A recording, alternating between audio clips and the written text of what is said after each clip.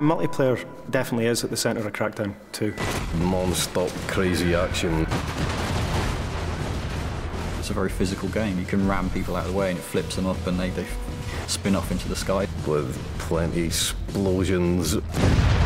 Just general awesome action all round.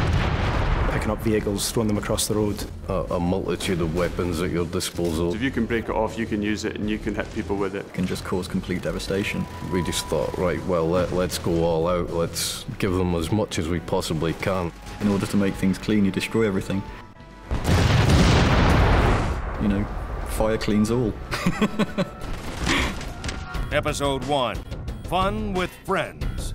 A lot of people love the fact that you can have this open world environment and mess around with your mates. We've doubled the amount of players for co-op. We've turned it up to 4-player co-op, 4 times the people, 4 times the fun, basically. There's so many things to do in the city, it's pretty remarkable that we've managed to fit that in. We have to make all of those missions support 4 players. And not only that, we have to make sure that those missions are supported for 4 players playing 4 different missions scattered around the world of Pacific City.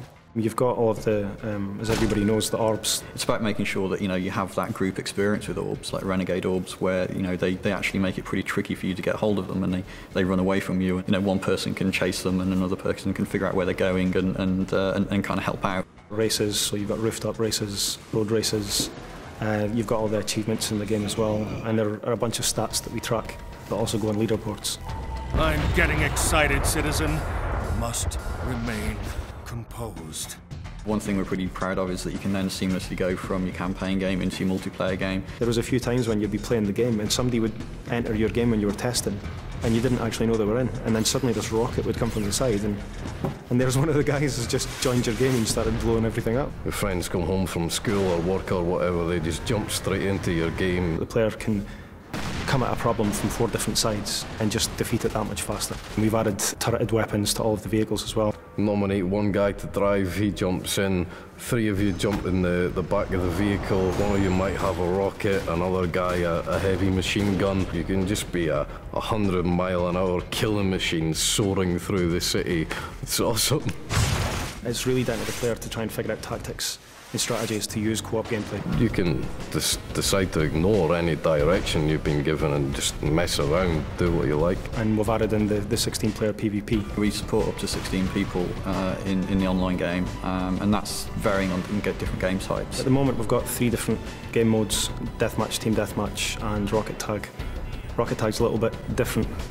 Basically, you've got to carry the orb for as long as possible, and the longer you carry it, the more points you score. Everybody's chasing one guy, rather than it being kind of everybody against everybody. It's a lot more over the top than what's around at the moment.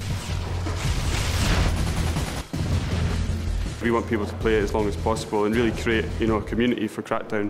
What I describe as one way of playing a game, someone else is going to say, oh, no, I'm not sure about that, but will have a completely different and brilliant experience than somewhere else in the game. So, I mean, there's so many different aspects, and we've tried to cram a lot in Crackdown 2 and just hope that you guys enjoy it. Brace yourself, man. It's going to be a wild ride.